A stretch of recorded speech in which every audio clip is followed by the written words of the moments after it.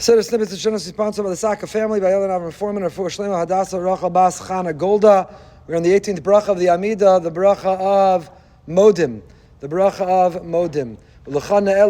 We spoke about from the Shibulei Aleket, the historical background to this bracha. Each of the brachas, Anshe Knesset Agadola, authored and composed in the Amida, were based on a story that happened in the Torah, and a comment that the Malachim, the angel, said that was formulated into a bracha.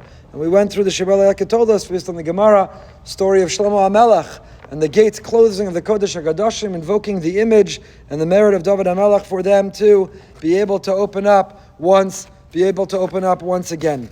The Gemara tells us, the Gemara in Brachos tells us that when a person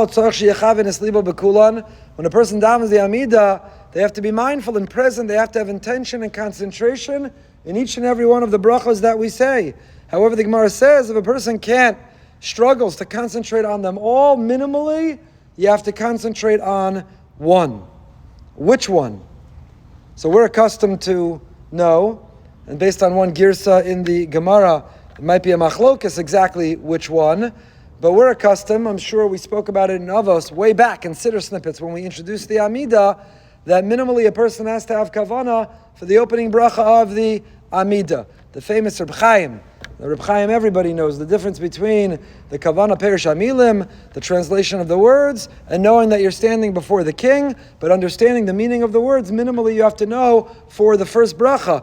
Now, it happens to be that the halacha would be, if you didn't concentrate on the opening bracha, you'd have to repeat the Amida. We paskin today that we don't have kavana.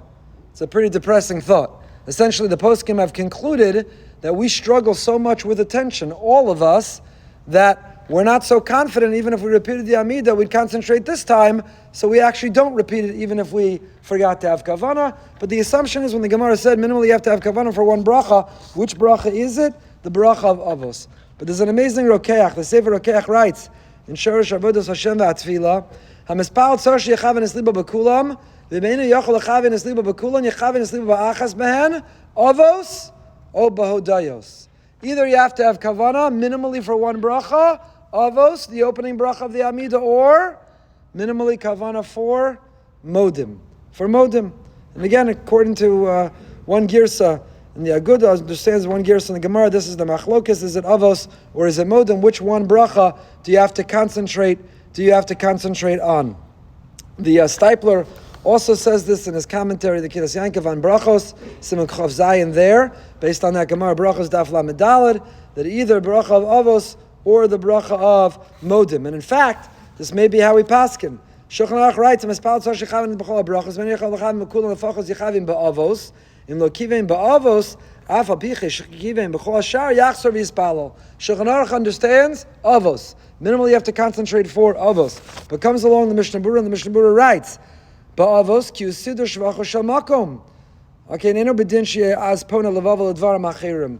Avos, we're praising, we're acknowledging, we're surrendering to the sovereignty, the providence of Hashem.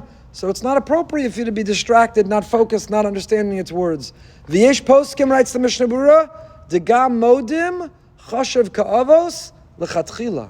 Mishnah Berurah says it's possible that modim is also the alternative. Even if you were distracted, even if you struggled to focus, if minimally you concentrated for the bracha of modim, then you are yotzei that Amida, you are yotzei that Shmona Esrei. Why would that be? Why should that be? If you had to link any two brachos of the Amida, would it be Avos and Modim? Why Modim? Why Modim? So perhaps you can suggest, because Modim is essentially the foundation of all of Tefillah. What are we doing when we're about to say Modim? As we spoke about last time, the Maharsha brings down in the Gemara Megillah, Rav Hutner famously elaborated, Modeh Lim, Modeh Al, the notion that in every expression of gratitude is an implicit admission, a confession. That same word of Modim, of gratitude, also means to admit or to confess.